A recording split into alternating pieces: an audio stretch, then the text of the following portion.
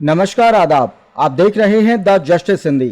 बरेली से मजदूर दिवस के मौके पर एक अहम और प्रेरणादायक तस्वीर सामने आई है। जो 140वें अंतर्राष्ट्रीय मजदूर दिवस का आयोजन अंबेडकर पार्क में पूरे जोश, उत्साह और एकजुटता के साथ किया गया। खास बात यह रही कि प्रशासन से अनुमति आज सुबह ही मिली, लेकिन उसके बावजूद बरेली ट्रेड यूनियंस फेडरेशन ने बेहद कम समय में तैयारियां पूरी करते हुए शाम 5 बजे एक सफल और प्रभावशाली कार्यक्रम आयोजित कर दिखाया। यह आयोजन न सिर्फ मजदूरों की एकता का प्रतीक बना, बल्कि उनके हक और अधिकारों की आवाज भी बुलंद करता नजर आया।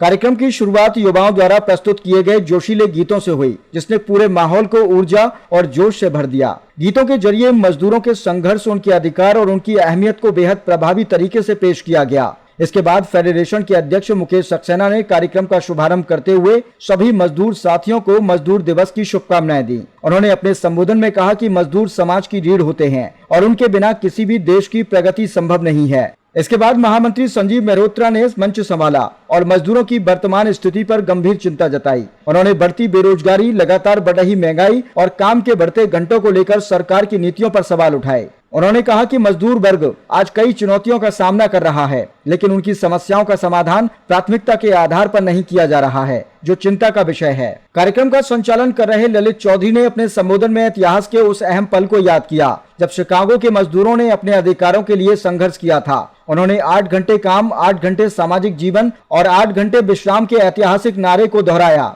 और बताया कि आज भी यह नारा मजदूरों के अधिकारों की बुनियाद है। उनके संबोधन ने कार्यक्रम में मौजूद लोगों के भीतर नई ऊर्जा और जागरूकता पैदा की। यूनाइटेड फोरम बरेली के अध्यक्ष पीके माहेश्वरी ने अपने विचार रखते हुए सरकार की निजीकरण की नीति की कड़ी आलोचना की। उन्होंने कहा कि यह नीति देश के हित में नहीं है और इससे रोजगार के अवसर कम हो रहे हैं। उन्होंने बैंकों में पर्याप्त भर्ती सुनिश्चित करने और 5 दिवसीय कार्य सप्ताह लागू करने की मांग भी रखी, ताकि कर्मचारियों को बेहतर कार्य परिस्थितियां मिल सकें। वहीं पीयूसीएल बरेली के यशपाल सिंह ने मजदूरों के बीच बढ़ते आक्रोश का जिक्र किया। उन्होंने कहा कि अब मजदूर स्वतः स्फूर्ति आंदोलन की ओर बढ़ रहे हैं। उन्होंने सरकार को चेतावनी देते हुए कहा कि न्यूनतम वेतन कानून का सख्ती से पालन कराया जाए। साथ ही उन्होंने बरेली के 2 बुजुर्ग साथियों को हाउस अरेस्ट किए जाने को तानाशाही करार दिया और इसे लोकतंत्र के लिए चिंताजनक बताया। पुष्पा गंगवार ने भी मंच से अपनी बात रखते हुए पुरानी पेंशन बहाली की मांग दोहराई। उन्होंने कहा कि कर्मचारियों की सामाजिक सुरक्षा के लिए पुरानी पेंशन व्यवस्था बेहद जरूरी है। इसके साथ ही उन्होंने काला टीईटी कानून समाप्त करने की मांग भी उठाई, जिसे लेकर लंबे समय से विरोध जारी है।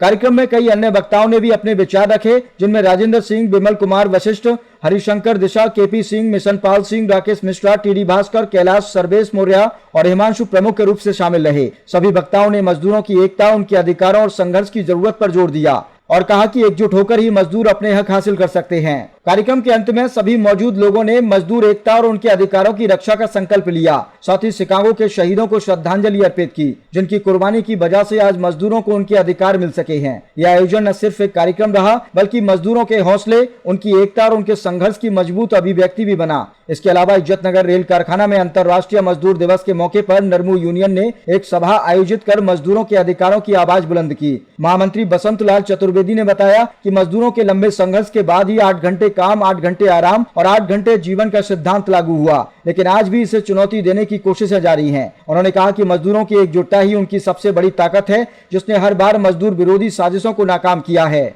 इस मौके पर यूनियन के कई पदाधिकारी और सैकड़ों रेल कर्मचारी मौजूद रहे। मजदूर दिवस पर उठा सवाल, क्या आज भी मजदूरों को उनका पूरा हक मिल रहा है? आप देख रहे हैं द जस्टिस हिंदी, सच के साथ। मई दिवस का इतिहास, 1886 का इतिहास किसी रेत की दीवार पर पानी से लिखा हुआ इतिहास नहीं है, जिसे कोई यूं ही मिटा देगा। जब तक दुनिया के अंदर जुल्म रहेगा, तब तक यह दिन हमें लड़ने की ताकत देगा। और जिस दिन ये जुल्म खत्म हो जाएगा, हम एक खूबसूरत दुनिया बना लेंगे, उस दिन ये दिन जश्न का दिन बना करेगा। यानी कि इस दिन को दमन के दौर में भी मनाया जाएगा और अमन के दौर में भी मनाया जाएगा। इस मुल्क को इस दिन ने क्या दिया? हम हमेशा मई दिवस, हालांकि बहुत पहले हम मोती पार्क में मनाते थे,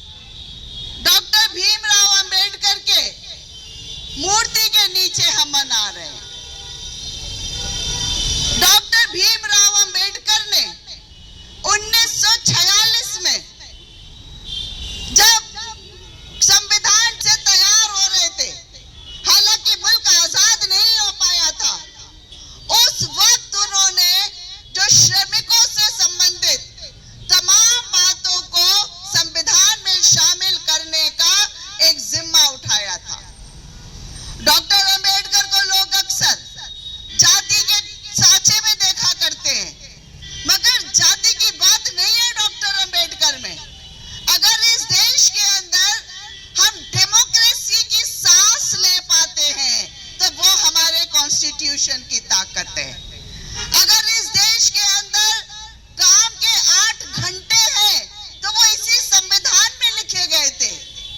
अगर इस देश के अंदर वेजेस को डिफाइन किया गया, ओवर टाइम को डिफाइन किया गया, परिभाषाएं बनी वेतन की, ओवर टाइम की, पीएफ की, पेंशन की, ग्रेच्युटी की, मैटरनिटी लीव की, जो तमाम परिभाषाएं बनी, यहाँ तक कि स्थायी नौकरी की जो परिभाषाएं बनी वो इसी संविधान के अंदर बनी। आज हम क्या कह रहे हैं? हम क्या कोई अलग बात कह रहे हैं? हम ये कह रहे हैं जो इस कॉन्स्टिट्यूशन ने लेबर लॉज दिए थे, उन्हीं लेबर लॉज को पूरी तरह से लागू कर दीजिए। मगर नहीं, वो नहीं। समस्या क्या है हमारे मुल्क की? किसान क्या मांगता है? Minimum support price. और मजदूर क्या मांगता है? Minimum wages. यानी कि किसान और मजदूर तो आज तक मिनिमम ही मांग रहे हैं। जी, क्या नाम है आपका? मैं डॉक्टर मुनीश कुमार गंगवार, अटेवा जिलाध्यक्ष बरेली। यहाँ पर आज हम एकत्र हुए हैं श्रमिक दिवस मनाने के लिए। इस देश में और पूरी दुनिया में आज के दिन श्रमिक दिवस मनाया जाता है। श्रमिक इस देश का ही नहीं, प्रत्येक देश का सृजन करता है, ऐसा सरकारें मानती आ रही हैं, लेकिन एक श्रमिक को ही न्यूनतम मजदूरी देने के लिए तैयार नहीं है। ये नीति उचित नहीं होती है। हमारा दूसरा मुद्दा है पुरानी पेंशन बहाली के लिए। सरकारी कर्मचारी हैं, सेना है, पुलिस है, इन लोगों के लिए पुरानी पेंशन जो पूर्व में बहाली आज समाप्त कर दी गई है। इन नौकरियों में आने वाला वर्ग इन्हीं मजदूरों के परिवारों से निकल करके आता है और सरकार के 60 साल अनवरत रूप से सेवा करता है। इस सेवा के परिणाम स्वरूप जब दंडी सेवानिवृत्त होता है तब उसके हाथ में एनपीएस रूपी नामक एक नवीन जो पेंशन नहीं है वो दे दी गई है।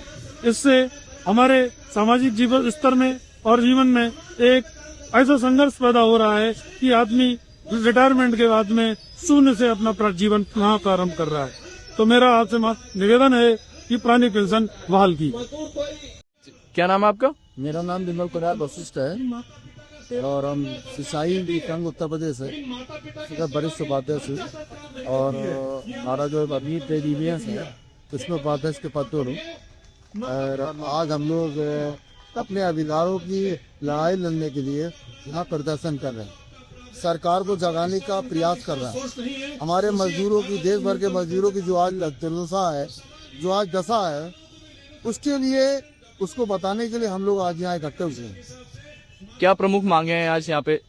प्रमुख मांगे देश के आज करीब 84 लाख लोगों की, 84 लाख कर्मचारियों की सबसे बड़ी मांग ये है कि आज देश में पुरानी पेंशन की जगह पे सरकार ने एनपीएस और यूपीएस को लागू कर दिया, जिससे कि आज हमारे लाखों लाख कर्मचारी रिटायर होने के बाद आज पदाली का जिंदगी जी रहे, जिनको न दवाई के लिए कोई ठिकाना है, न रोटी खाने के लिए कोई ठिकाना है, न उनका कोई समाज में सम्मान है, न उनका कोई घर में सम्मान है।